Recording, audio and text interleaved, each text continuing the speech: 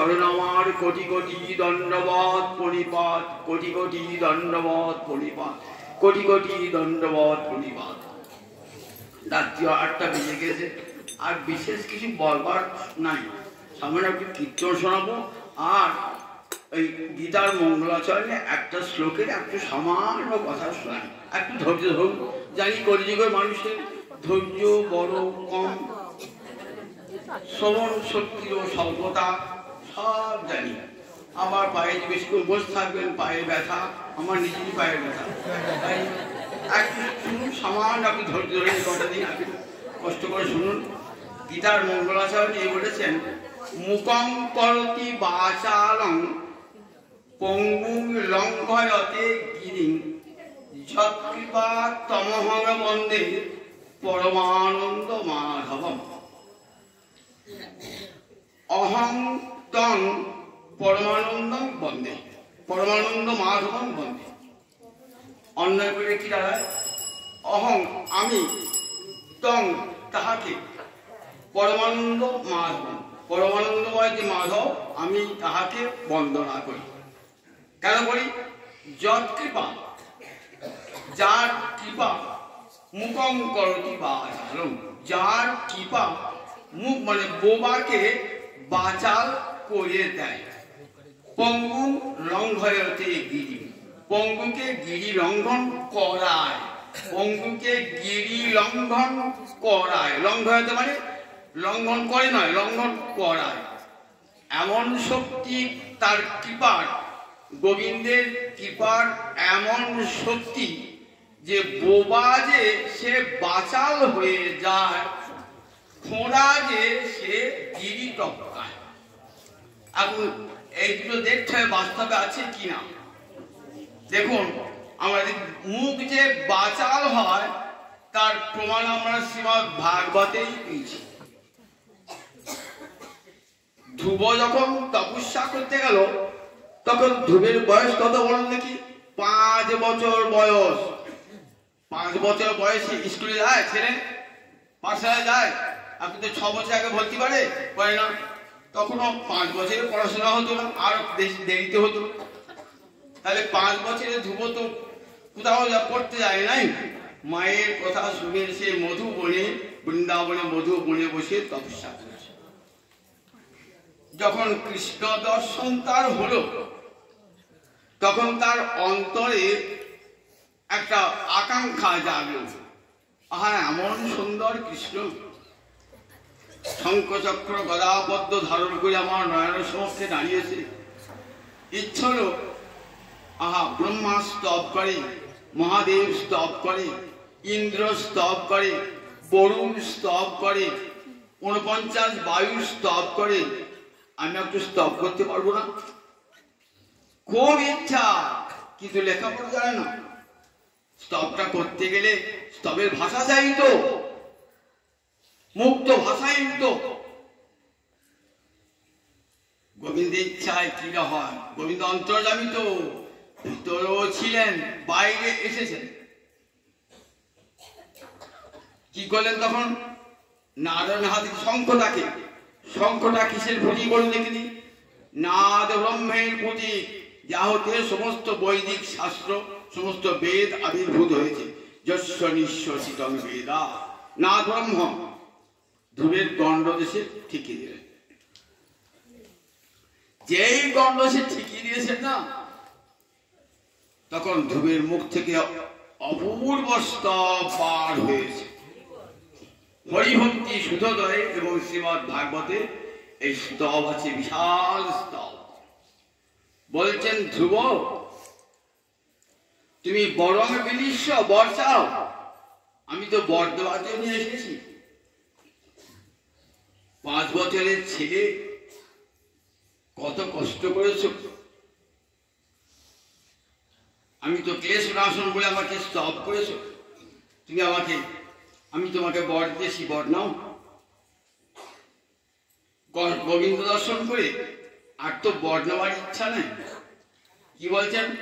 কৃতার্থস্মি বরং ন যা আছে, আমি কৃতকৃতার্থ হয়েছি প্রভু, আমি আর কোনো বর চাই না। বলি কোনো বারে চাই না তোমার চরণ সেবা ছাড়া, আমি আর কোনো বারে চাই না, আমায় চাইলেও যেন দিও না হে, ওই রাঙা চরণের সেবা ছাড়া চাইলেও যেন দিও না হে, ওই রাঙা চরণের সেবা ছাড়া আমায় চাইলেও যেন দিও না হে। কৃতার্থস্মি বরং ন যাচি, আমি দেব মুনীন্দ্র গুচ্ছম, যা দেবতারা পায় না, মুনিশ্রেষ্ঠরা দেখতে পায় না, সেই আমার পরম সাধনার ধনকে তোমাকে দেখতে পেয়েছি। কাঁচমে বিচ্ছিন্নং দিব্য প্রজ্ঞং প্রাপ্ত বিব, কাঁচের টুকরো খুঁজলাম, কাঁচ হারিয়েছে বলে পেয়ে গেলাম হীরের টুকরো। কি চেয়েছিলাম? আমার পিতা যে আসনে বসতে পারেন নাই, আমার পিতামহ যে আসনে বসতে পারেন নাই, আমার প্রপিতামহ ব্রহ্মা যে আসনে বসতে পারেন নাই, সেই সিংহাসন আমাকে দিও। আর তোমার অপূর্ব রূপ দর্শনে আমার সব ভুল কেটে গেছে প্রভু, আমি আর কিচ্ছু চাই না। কাঁচমে বিচ্ছিন্ন কি প্রার্থনা বলেন? এই প্রার্থনা তোমার কাছে প্রভু, তোমার যারা ভক্তজন তোমার কথা বসে বসে কান পেতে শোনে, আমি যেন সেই ভক্ত সঙ্গ লাভ করতে পারি জন্ম জন্মে। আর কিছু চাই না, আর কিছু চাই না। মুখঙ্কর, দেখো মুখ বাচাল হয়ে গেল, মুখঙ্কর কি বাচাল না। গৌরাঙ্গ অবতারে শিবানন্দ সেনের নাম শুনেছেন তো? শিবানন্দ সেনের কনিষ্ঠ পুত্র নাম ছিল পরমানন্দ সেন। মহাপুরুর আশীর্বাদে পুত্রটি হয়েছিল। তা প্রতি বৎসর যেতেন তো মহাপুরুষ শিবানন্দ সেন সব গৌড়ে ভক্তগণকে নিয়ে। 7 বছর বয়স হলো, সে একটা বোবা, কথা বলতে জানে না। শিবানন্দ সেনকে নিয়ে গেলেন, নিয়ে গিয়ে গৌরহরির চরণে ফেলে দিলেন। প্রভু, তোমার দেওয়া দান তোমার চরণে দিলাম, 7 বছর বয়স হয়েছে, কথা বলতে পারে না। মহাপ্রভু ছেলেটি মহাপ্রভুর চরণে পড়ে মহাপ্রভু দক্ষিণ চরণের বৃদ্ধাঙ্গুষ্ঠ বুকাঙ্গুলটা চুষছে। মাথা হাত বেঁচে মহাপ্রভু বলো কৃষ্ণ, বলো কৃষ্ণ, বলো। পাশে বসে আছে স্বর্ণামুদর স্বরূপ। আমি ঝাড়িখণ্ড যাবার পথে বাঘকেও হরিনাম করিয়েছি, হাতিকে হরিনাম করিয়েছি, সিংহকে হরিনাম করিয়েছি, আর এই মনুষ্য পুত্রকে হরিনাম করাতে পারলাম না। বললেন প্রভু হরিনাম করছে, হরিনাম করছে, তা বলছে না কেন? কৃষ্ণ বলছে না কেন? বলে যে প্রভু কানে যদি কেউ মন্ত্র দেয় গুরুদেব, শাস্ত্রে বলা আছে সেই গুরু মন্ত্র কারু কাছে প্রকাশ করবে না, প্রকাশ করলে মন্ত্রের শক্তি ক্ষয়ে যায়। তো তো মন্ত্র পেয়ে গেছে, কৃষ্ণ তুমি বলেছ, কৃষ্ণ বলেছ, তো কৃষ্ণ মন্ত্র হয়ে গেছে, তো তাই মন্ত্রকর বলতে আছে। তবে কৃষ্ণের তো কৃষ্ণ নাম ছাড়া আরো নাম আছে, সেই নাম বলো। তখন দেখুন ওই 7 বছরের বোবা ছেলে, পাঠশালায় স্কুলে যায় না, কি বলে স্তব করছে দেখুন। ভগবানের কি, ভগবান শ্রীহরি সবস কুবলয়ম অক্ন রঞ্জন উরসো মহেন্দ্রমণি দাম বৃন্দাবন রমণীনাং অখিল মণ্ডলং হরির জয়তি জয় হোক, জয় হোক, জয় হোক, শ্রীহরি জয় হোক। কেমন শ্রীহরি? শ্রীহরি সমস্ত বৃন্দাবন রমণীগণের কর্ণভূষণ, সবস কুবলয়ম। আমার কাজ কি ভূষণে, কাজ কি ভূষণে। বলছেন দেখো কৃষ্ণ নাম আমার কানের ভূষণ, আমার শ্রবণ ভূষণ শ্রীহরি নাম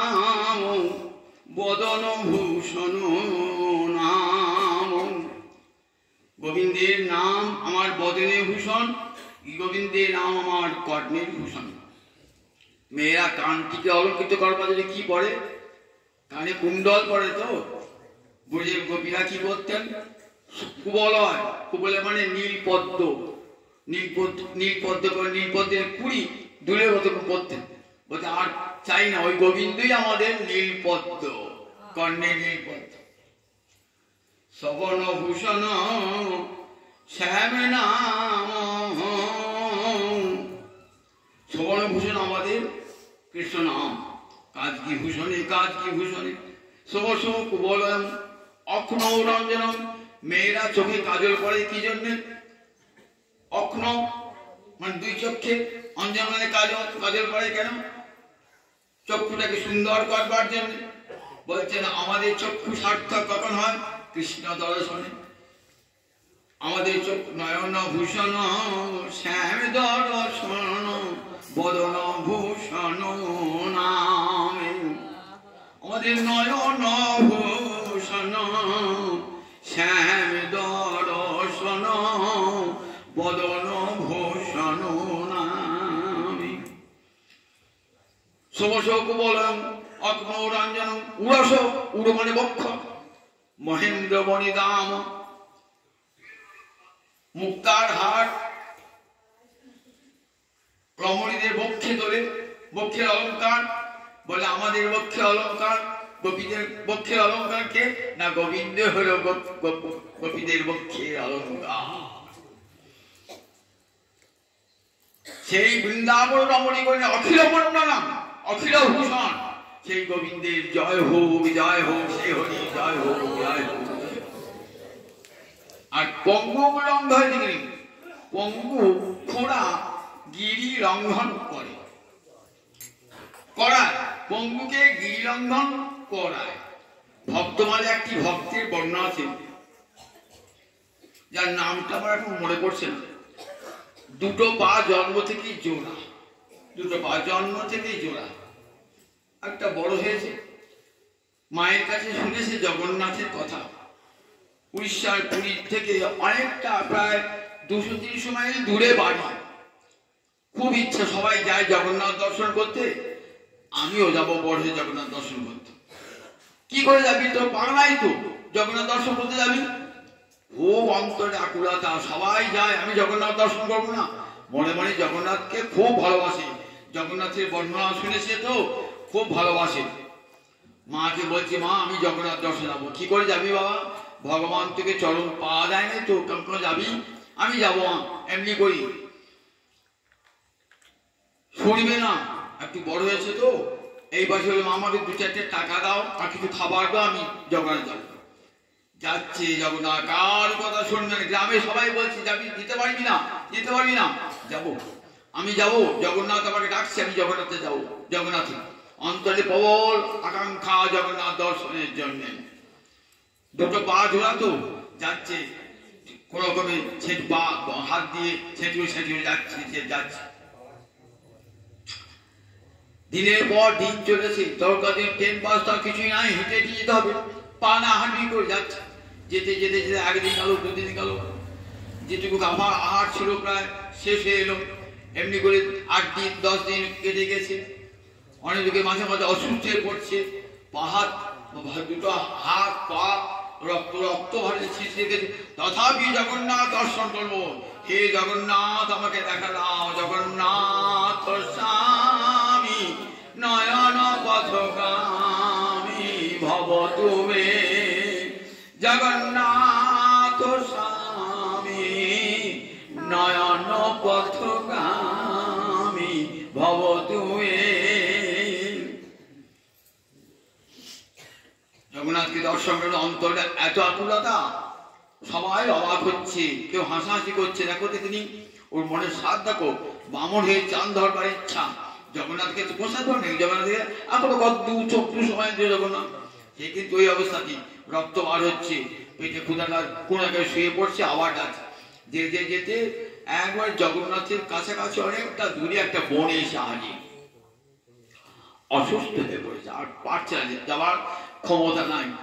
নয়ন জলে ভাব ডাকছে, জগন্নাথ এত দূর এসে আমার প্রাণটা চলে যাবে, তোমাকে দেখতে পাবো না প্রভু, দেখা দেবে নাকি প্রভু, দেখা দেবে না প্রভু, একবার দেখা দাও, তোমার অপূর্ব রূপখানা একবার দর্শন করি।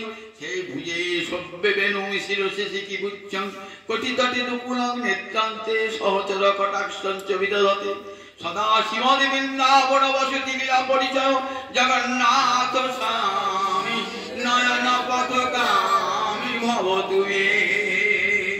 একবার এসো প্রভু, একবার দেখি তোমার অপূর্ব রূপটা দেখি।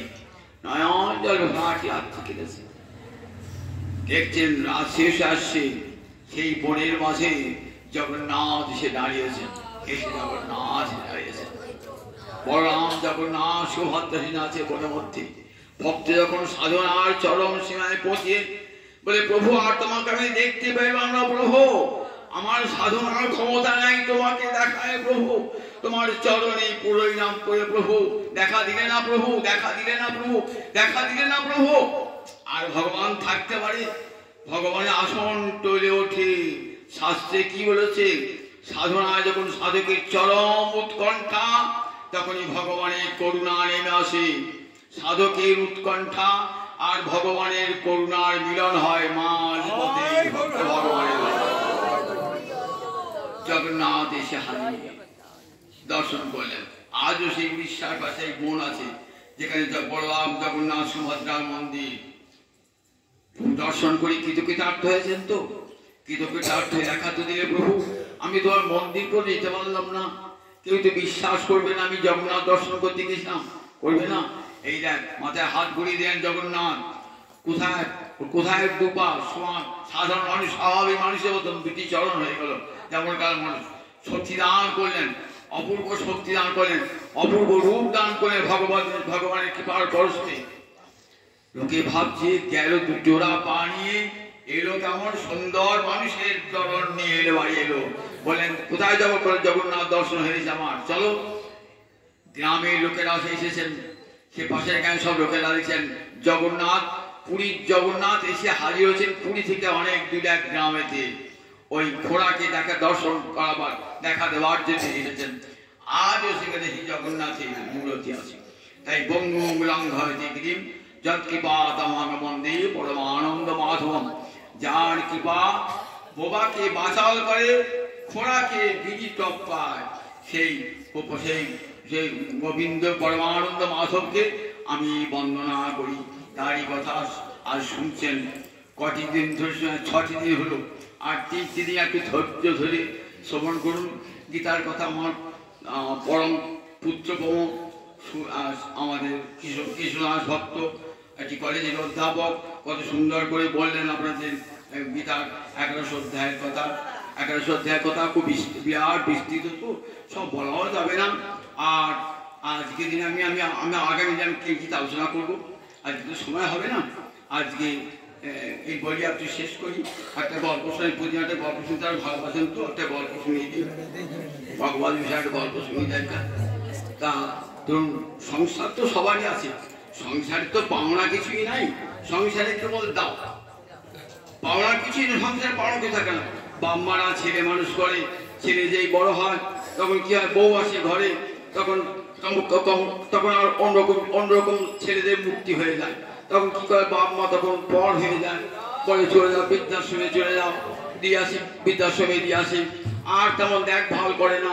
যদি উপায় করছেন যাবৎ বৃত্ত উপার্জন শক্ত, তাবৎ নিজ পরিবারের রক্ত, পশ্চাৎ ধাবতী জর্জর দেহি বার্তাং পৃচ্ছতি কুপিনগী। যদি শরীরে শক্তি থাকবে, যৌবন থাকবে, কাজ করার ক্ষমতা থাকবে, টাকা পয়সা থাকবে, সবাই ভালোবাসবে। যখন অসহায় হয়ে বৃদ্ধ জন বিছানায় পড়বেন, কাতরাবেন, তখন দেখবেন নিজের লোকগুলো আর কেউ কাছে থাকবে না, আপনি অসহায়, আপনিও মৃত্যুকে ডাকবেন, মৃত্যু আজ চাইবে না, আবার সবাই চাইবে লোকটার মৃত্যু হয়েই ভালো হয়। এটি পাওনা, সংসারে পাওনা তো এটি পাওনা, কিছুই সংসারে পাওনা হয় না। তা দেখুন সেই পাওনা নিয়ে একটা গল্প বলি, শোনায় যে এই একটু ধৈর্য ধরে শুনবেন তো, রাত হয়ে গেছে, রাত হয়ে গেছে করছেন তো, যে সংসারে যাবেন সেখানে কিছু পাওনা, এখানে কিছু পাওনা আছে, কিন্তু ওখানে কিছুই পাওনা নাই। একটা গল্প শোনেন।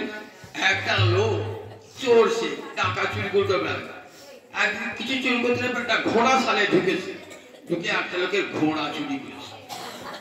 ঘোড়াটা চুরি করে ভাবছে যে এই ঘোড়াটা আমি 100 টাকায় দিয়েছি, টাকা তো পেলাম না, 100 টাকায়। এইবার গ্রামে নিয়ে এসছে, ওই ঘোড়াটা কিনে আনলাম, কত দেবেন? তা আমি 100 টাকা চাবো। 100 টাকা দেবেন? 60 টাকা দেবেন? না, 70 টাকা, 80 টাকা। 100 টাকার এক কম পয়সা তো আমি দেবো, 100 টাকা দিয়ে ঘোড়াটা কিনতে হবে। যেখানে যান 100 টাকা, 100 টাকা বলবো বলবো। একদিন একটা চালাক লোক, সে বলছে ঠিক আছে আমি 100 টাকা দিয়ে তোমার ঘোড়াটা কিনবো বটে, কিন্তু আমি আবার দেখে নেবো ঘোড়াটা। দেখে নেবো, দেখে নাও ঘোড়াটা। আমি দেখে যাও ঘোড়া বলছি আমি দেখে আসি, এইরকম আমার চটিজোড়া থাকবে, আমি তো আসবো। আমি ঘোড়া থেকে চল, কি ভাবছি চটিজোড়া যখন আছে নিতে আসবে, লোকটা তো বোকা, ডাকাতি করে বুদ্ধিহীন। চটি যখন রেখে দিতে আসবে, চটি তো ছেলেটা চটি দিয়ে এইবার ঘোড়াটা নিয়েছে, ঘোড়াটা নিয়েছে ছুটছে, ছুটতে ছুটতেছে তো পগার পা। সকাল হলো, সকালে ঘোড়া নিয়ে গেছে, 8টা হলো, 9টা হলো, 10টা হলো, 11টা, 12টা, 1টা, 2টো, 3টে, সন্ধ্যে গড়িয়ে এলো, সূর্য ডুবে গেল, সন্ধ্যে এলো, লোকটা তো এখন এলো না। এবার তো বাড়ি যেতে হবে, কি করবে? তাতে আসবে না। এবার ছেঁড়া চটি জুতো হাতে করে যাচ্ছে, গ্রামে লোকের বলছে ক টাকায় পেয়ে যাবো ঘোড়াটা? তবে যে টাকায় কিনেছিলাম সেই টাকায় আমি চুরি করেছি, আমার ঘরটা চুরি করে গেছে। এই ছেঁড়া চটি আমার লাভ, ছেঁড়া চটি আমার সংসারে থেকে এই ছেঁড়া চটি সবারই। যেমন করে এসেছিলেন তেমনি করেই চলে যাবেন, তেমনি করি আবার যেমন এসেছেন চলে লাল শুধু ছেঁড়া জিনিস সংসারে লাঞ্ছনা গঞ্জনা ছেঁড়া চটি আমাদের। জয় তাই এবার